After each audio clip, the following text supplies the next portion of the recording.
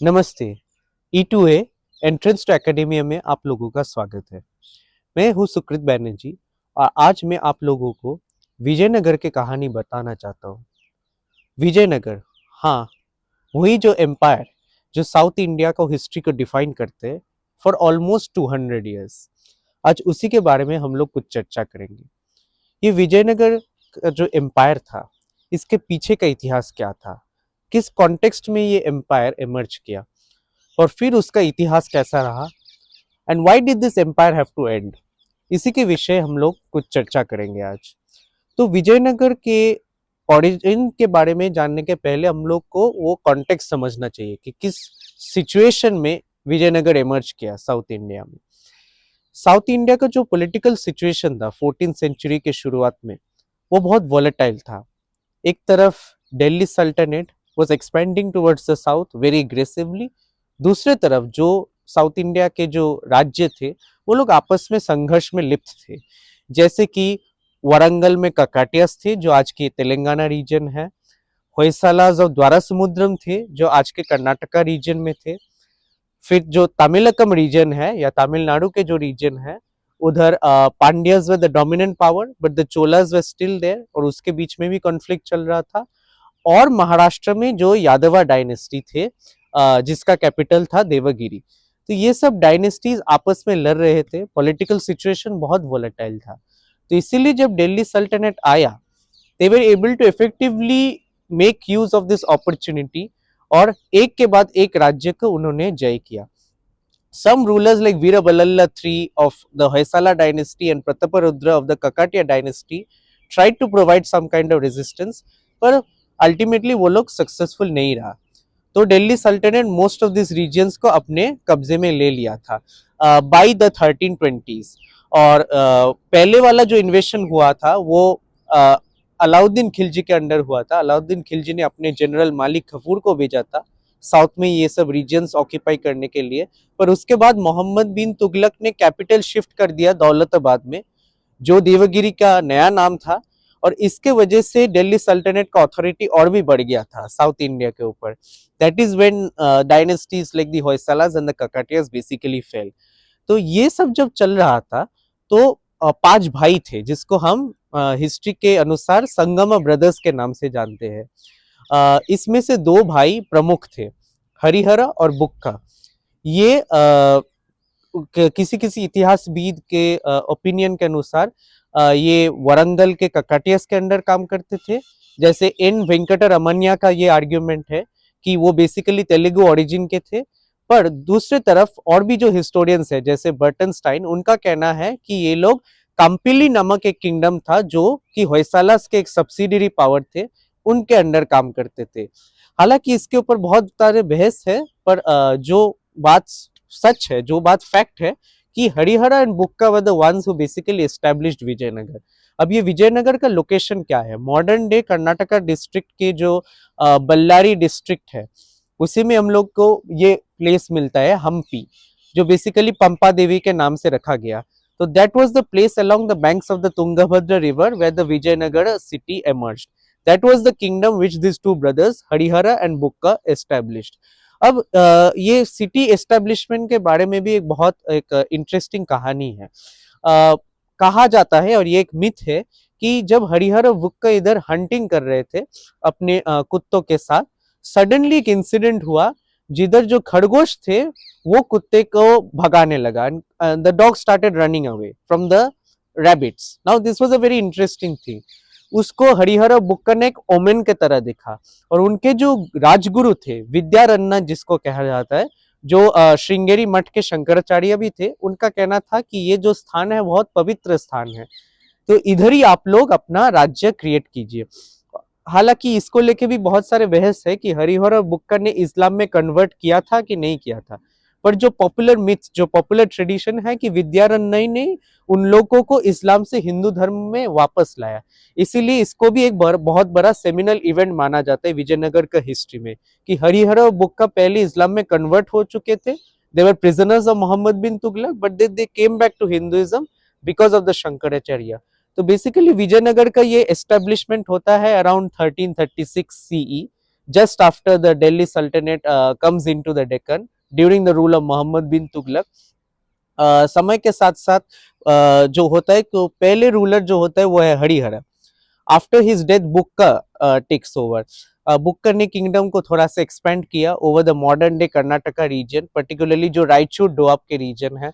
उसके बाद जो रूलर्स थे जैसे हरिहर टू या देवराय वन, देवराय टू, इन्होंने पहले तो वेस्टर्न कोस्ट को ऑक्यूपाई किया, जो आज के कर्नाटका कोस्ट है. उसके बाद उन्होंने मदुरई भी कैप्चर किया और मदुरा विजयम नाम के एक ग्रंथ लिखा गया था मदुरा द्वेवी के द्वारा. उन्होंने ये जो कॉन्क्वेस्ट था उसको एक मेमोरी के तरह प्रिजर्व करके रखा था. उसमें कुमार कंपन के नाम हमें मिलता है जो बेसिकली उस समय 1370s के आसपास मदुरई को कैप्चर किया था and basically liberated it from the Madurai Sultanate, who were successor states of the Delhi Sultanate in the Madurai region. तो ऐसे विजयनगर स्टेट एक्सपेंड करते गया. By the 15th century, the Vijayanagar state had become quite powerful enough. तो एक तरफ था Bahmani sultanate towards the north in modern day north Karnataka and Maharashtra region, जिसके साथ विजयनगर का बहुत संघर्ष होता था. ये जो बहामनी सल्टनेट था ये दिल्ली सल्टनेट का एक तरफ से सक्सेसर था. अलाउद्दीन गंगू बहामनी नाम के एक सोल्जर थे या आप कह सकते एक ऑफिशियल थे जिन्होंने अपने हाथ में शासन ले लिया था और इधर अपना एक स्टेट क्रिएट किया था. दूसरी तरफ ओडिशा में गजपतिस भी थे. तो इन दोनों पावर्स के साथ विजयनगर का संघर्ष चलता रहता था. But more over Vijayanagar was able to maintain its territories over south of the Krishna river throughout the 15th century. कभी कभी रायचूर डोआब बहामनी के पास भी चला जाता था, but in general the Krishna river served as the boundary between the Bahamanis and the Vijayanagar state and also between the Gajapatis and the Vijayanagar state. पर ये जो डायनेस्टी था जिसको हम संगमा डायनेस्टी के नाम से जानते हैं, जो हरिहर से शुरू होता है, ये डायनेस्टी खत्म हो जाता है by the end of 15th century, जब पॉलिटिकल टेंशंस बढ़ने लगता है and many members of the dynasty are killed. Basically इस सिचुएशन में जो और मिलिट्री ऑफिसर्स होते हैं वो अपने हाथ में पावर ले लेते हैं. इसमें प्रमुख थे सलुवा नरसिम्हा. सलुवा नरसिम्हा ने एक डायनेस्टी क्रिएट किया था जिसका नाम था सलुवा डायनेस्टी अराउंड 1485 सी. पर यह डायनेस्टी बहुत शॉर्ट लिव्ड था. सलुवा नरसिम्हा ने अपने बेटे को नरस नायका के केयर में रख के for some time he kept him in his care and then he passed away. So Saluva dynasty was not long lasting. इसके बाद नरसा नायका ने पावर को टेक ओवर किया और नरसा नायका का डायनेस्टी को हम लोग तुलुवा डायनेस्टी के नाम से जानते हैं. नरसा नायका का ही बेटा था Krishnadevaraya who came to power around 1509 CE. He is also considered as probably the greatest ruler of the Vijayanagar dynasty. उनके अंदर विजयनगर एक प्रॉपर सेंट्रलाइज स्टेट के हम लोग कह सकते हैं फीचर्स को अपनाने लगा. It was at its peak during Krishnadevaraya. Also, they defeated the Bahmani Sultanate decisively in the Raichur Doab region. और महाराष्ट्र में भी अल्टीमेटली विजयनगर के आर्मीज घुसने लगा कृष्णदेवराय का टाइम. तो this was a major expansion of the kingdom that happened during this period. Krishnadevaraya के बाद आते हैं Achyuta Devaraya. He was also a great ruler. पर उसके समय हमें एक और एक डायनामिक्स देखने को मिलता है. एक मिलिट्री ऑफिसर था कृष्णदेवराय का जिसका नाम था अरविदु बुक्का. अरविदु बुक्का का बेटा था Ramaraju. Ramaraju was a very ambitious and also very able statesman and he was also very politically shrewd. तो वो कृष्णदेवराय के सन इन लॉ थे क्योंकि उसको बेटी से उन्होंने शादी किया था. So he was also very power hungry. He tried to stop Achyut Devaraya from coming to power. He did not succeed. पर उनका महताकांक्षा बहुत था and his political ambitions were so strong that he tried hatching many plans to come to power. Ultimately जब अच्युत देवराय का देहांत हो गया तो एक सदाशिव राया नाम के उनके एक नेफ्यू था उसको पावर में लाया गया, but he was basically a minor. तो एक्चुअली पावर जो था वो रामा राया के पास चला गया और इसी से हम लोग जो हिस्टोरियंस कहते हैं उनका कहना है कि इसको अरविदु डायनेस्टी कहा जाना चाहिए. So after the Tuluva dynasty we get the Aravidu dynasty around से फ्रॉम 1542 CE ऑनवर्ड्स. तो इसी समय से रामा राया के पास सब पावर चले जाते हैं and Rama Raya emerges as a big player in the Deccan. उन्होंने जो डेक्कन सल्टनेट्स है उसके साथ एक बहुत बड़ा डिप्लोमेटिक गेम खेलना चालू कर दिया था. याद रखने का विषय ये भी है कि by this time the Bahmani sultanate had broken up into 5 parts. So they were the Nizam Shahis of Ahmednagar, the Adil Shahis of Bijapur, the Qutub Shahis of Golconda, और दो छोटा स्टेट थे, बिदार और Berar. So these five Muslim states were basically quarreling amongst each other, and Rama Raya made use of this opportunity to play them against each other. एक समय तो गोलकोंडा के जो रूलर थे वो रामा राया के प्रोटेक्शन में भी थे, पर रामा राया का ये जो डेंजरस गेम था डिप्लोमेसी का, ये it to a certain extent it was successful, but by the 1560s all the rulers of these Muslim states had decided that we have to teach Rama Raya lesson, क्योंकि उनका power बहुत बढ़ गया था. तो ये जो डिप्लोमेटिक रेवोल्यूशन होता है उसी का रिजल्ट है बैटल ऑफ रक्षासी तंगाड़ी, या जिसको बैटल ऑफ तालिकोटा के नाम से भी जाना जाता है. This battle took place in January 1565 रफली along the banks of the Krishna river.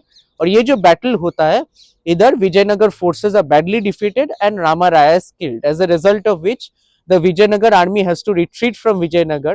The capital is given up, it is sacked by the forces of Bijapur and Golconda and the other Muslim states.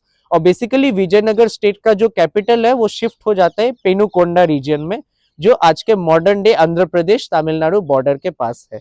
तो इसके बाद भी Vijayanagar state का एक skeleton आप कह सकते हैं कंटिन्यू टू एग्जिस्ट टिल 1650.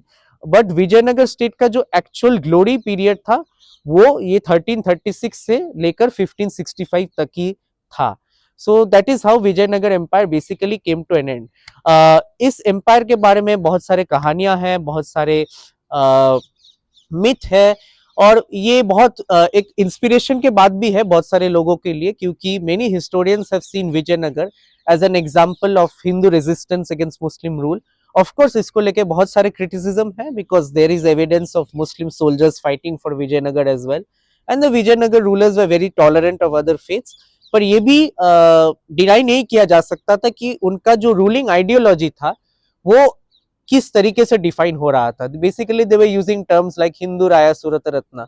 सो इसलिए एविडेंट होता है कि even if they were not a Hindu state पर से, but they were basically defining themselves on the basis of a certain Hindu ideology, and they were certainly promoting Hindu temples and Hindu society. तो खैर इसके लेके तो बहुत सारे debate हो सकते हैं. And about this historiography we have talked about in another video which will hopefully be coming soon.